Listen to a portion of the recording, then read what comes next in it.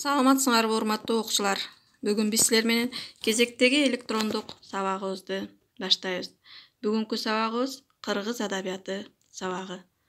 Бүгүнкү сабагыбыздын темасы Шатман Садыбакасов өмүр баяны жана Ак Бозат драмасы.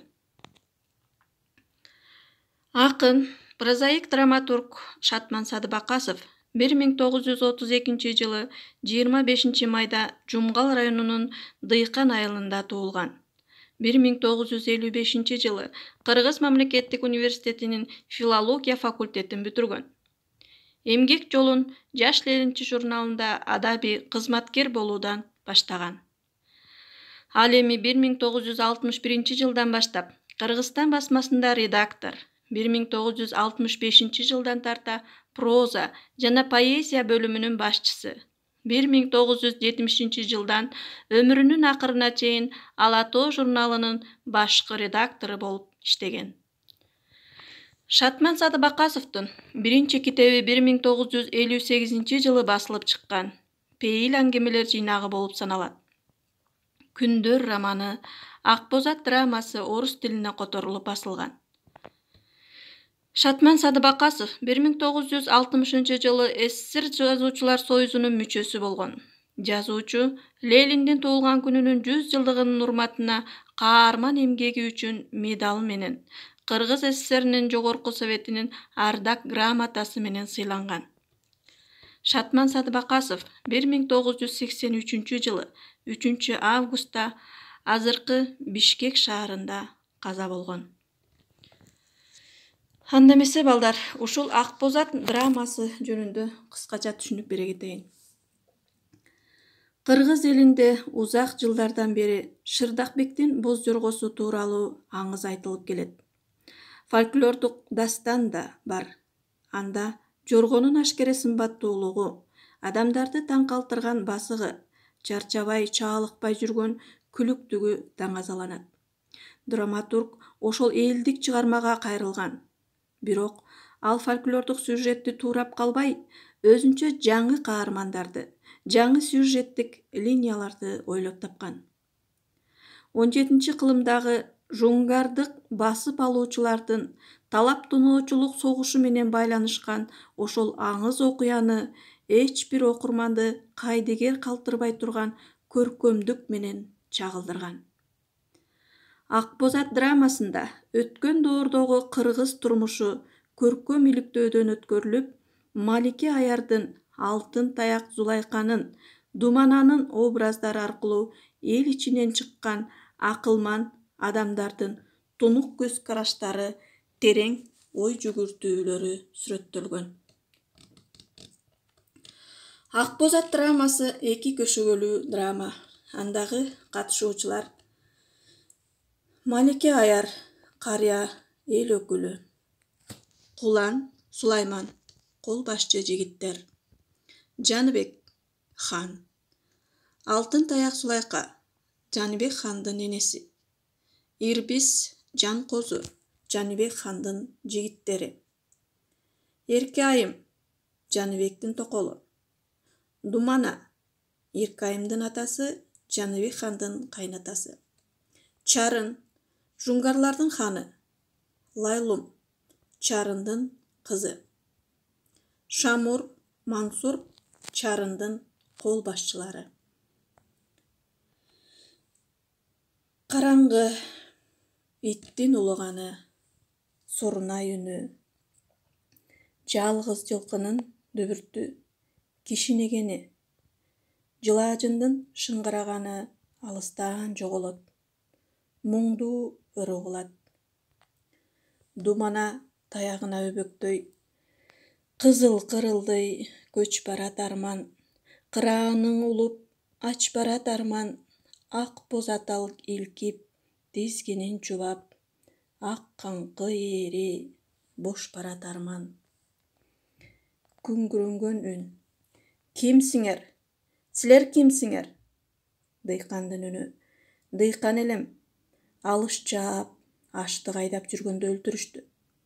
Устанын үнү: Колумдан көөр төгүлчү, өзүм соккон кылыч менен башымды алышты.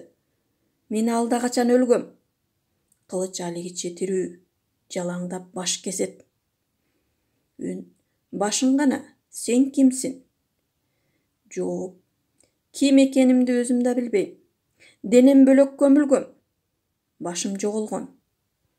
Баланын ыйлаганы угулат. Үн: бешигиңе таңылган бойдон ачкадан чарчадың. Мен ажалмын. Эй адам, сен кайда барсаң мен ошол жакта. Мейлиң, эмеле дүйнөнү бүркүп коесуңбу? Кырыласыңбы? Баарына макулмун. Баарына кайылмын. Кылыч, мылтыкты мен жасаган жокмун. Кыргынды мен ойлогон жокмун. Эй адамдар, ажалды силер өзүңөр чакырасыңар. Мен бирден гана жаныңарды алчу элем. Эми санатым жетпей баратат. Эй, күндүн көзү тунарат, кимиңердин каныңар? Айдын бети карарат, кимиңердин жаныңар? Думанам, унчукпайсың да. Эмнеге унчугайын? Баары чын.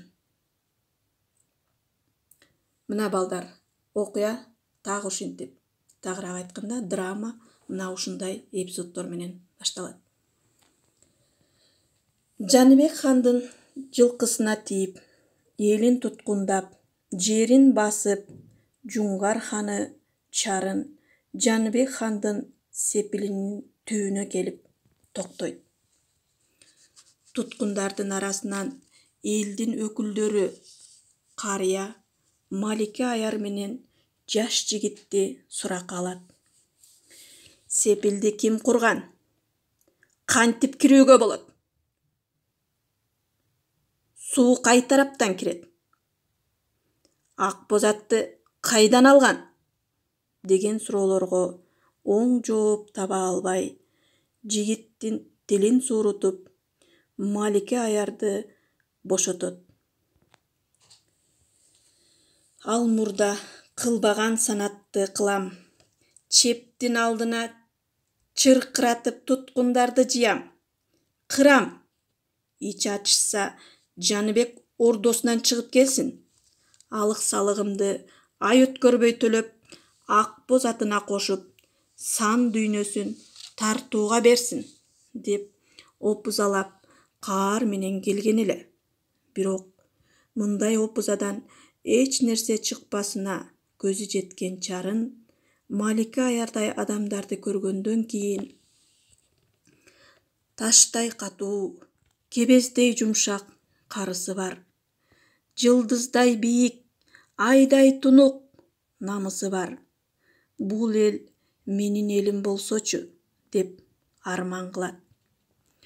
Толук жеңишке ээ боло албай, кыргыз жерин камчыга ченеп бөлө албай, кусаматы жүрөгүн күйдүрүп турган Чарын ким ордого кирип, Жаныбек хандын токолу Эркайымды азгырып, чептин ичин бүлүндүрсө, ак боз атты колума тийгизсе, кызым Лайлумду калыңсыз берем. Ушул кыргыздарга хан кылам, деп жарлык кылат. Бул жарлыкты аткарууга кол башчысы Шамурду тандап, анын жолуна атап, бир нече туткундардын баштарын алдырат. Анын жалгыз эле максаты Эркайымды азгырып, ак боз атты алуу эле. Эмне үчүн Чарын ак боз атты алууга жанталашат? Себеби кылыч менен найзанын күнү тууган, жоопкерчилик заманда күлүк ат көп нерсеге жеткирерин ал билет. Кандуу казаттын тагдыры кол баштаган баатырдын минген атына байланыштуу чечилген учурлар болгон. Буга Делтор атынан ажыраган Курманбектин тагдыры да күбө. Жаныбек хандын Айша айым, Дилде айым, Эркайым деген 3 аялы бар. Эң эркеси, эң сулуусу, эң жашы баягы Думананын кызы Эркайым. Анын эркелиги ченде жок. Ордо кыздарына 30 түрдүү кылык көрсөтөт. Ысып кетип желпинтет, үшүп кетип кебезге оротот. Шарап сунса кымыз ичем, бээнин сүтүнө жуунам дейт. Чынар терекке салынган селкинчекте терметишкен кыздарга бирде бутун, бирде колун ушалатат. Анын бардык талабы аткарылса да, ал мындан артык жыргалды эңсейт. Жаныбек хан Эркайымды Кашкардын ханынын кызы деп жар салып, атасынан ажыратат. Думана кызын көрүүгө зар. Эркайым болсо атасын көргүсү келбейт. Чарындын кол башчысы Шамур менен Жаныбектин жигити Ирбис Чарын сага арнап ак мунарага курдурду деп Эркайымды алдап азгырат. Жаныбек көрсөткөн жыргалдан да жогору чоң жыргалды эңсеген Эркайым кылыктанып хан Жаныбектин көңүлүн алып, ак боз атты сурап, Шамур Ирбисти кошуп алып, душман Чарынды көздөй качат. Элди эсинен чыгарып, Сепилге кароол коюп, Эркайымдын жанынан чыкпай койгон хан Жаныбекке Сепилдин сыртында калган элдин атынан Малике Аяр, Кулан, Сулаймандар келишип, Алтын Таяк апасы Зулайка арачы түшүп жатып, элдин караң күн түшүп тунжурап турганда хан казынасын чачып, курал-жарак камдасын. Ага көнбөсө ак боз атты мине турган эр азаматка берсин деген талабын айтышат. Жаныбек элдин талабын четке кагат. Кырылса кырылгандыр, катын карга, бала сагызган деп караламан элди адам катары көрбөй, эсиңе кел деген энесинин сөзүн да укпайт. Ошентип элден да энесинин сөзүн да укпай, боз жоргодон дагы элден да ажырап, жеке өзү душман менен беттешип туткунга түшөт. Эркайым Ирбистин алдоосуна, чаргындын азгырыгына ишенип, эң биринчи Жаныбек көрсөткөн жыргалдын артыгыраак жыргал издеп, өңү жарык, өзү да жарык күйөөнү эңсеп келип, алданганын билет. Чарын Эркайымдын чачын алдыртып, кементай кийгизип, уй саадырат.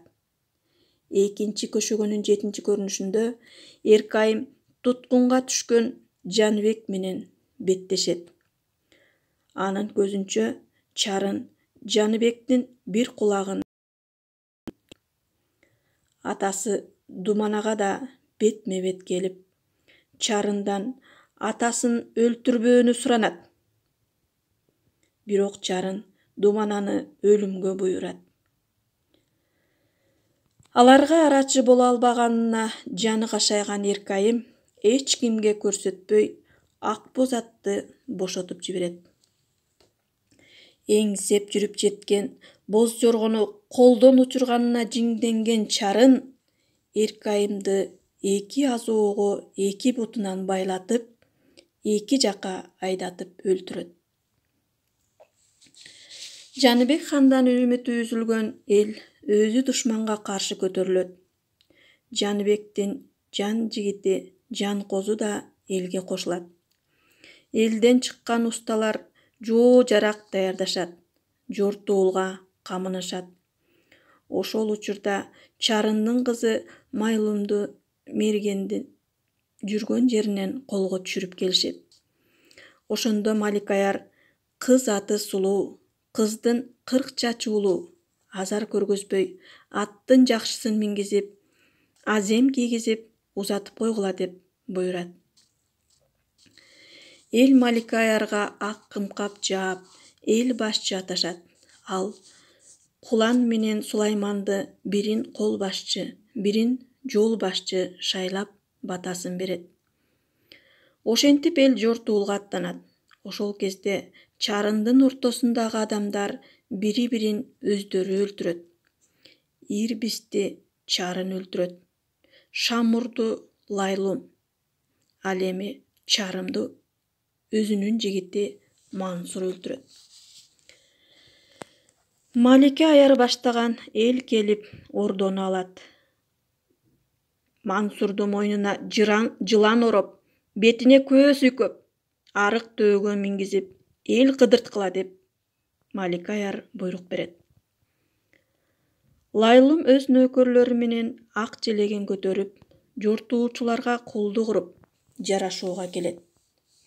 Ошол кезде тийбегиле, Лайлум кызыма тийбегиле, мени өлүмдөн, желдеттерден куткарган ушул кызым деп. Акырында Малика аяр ак боз атты Думанага кыйгарат. Бирок Думана ак боз атты эр минсин. Мен дүйнө кезип, адам ата балдарына элге жерге кесир кылбай, достукта, ынтымакта жашоону жар салайын деп эл кыдырып кетет. Мына балдар, чыгарманын аягы мына ушинтип аяктайт. Анда эмесе балдар, ушул чыгарманы бышыктоо үчүн мен силерге бир топ суроолор даярдаганмын. Драмада кайсыл мезгил чагылдырылган? Драма эмне үчүн ак боз ат деп аталган? Эркайымдын дөөлөткө, байлыкка көзү тумандаганын, текеберчилигин автор кандай сүрөттөйт? Лайлум чыгармада кандай образ? Эмне үчүн Жаныбек хан Чарындан жеңилип калды? Сага чыгармадагы кимдин образы өзгөчө таасир калтырды? Мына ушул суроолорго жооп берип, дептериңерге жазып мага жөнөтөсүңөр.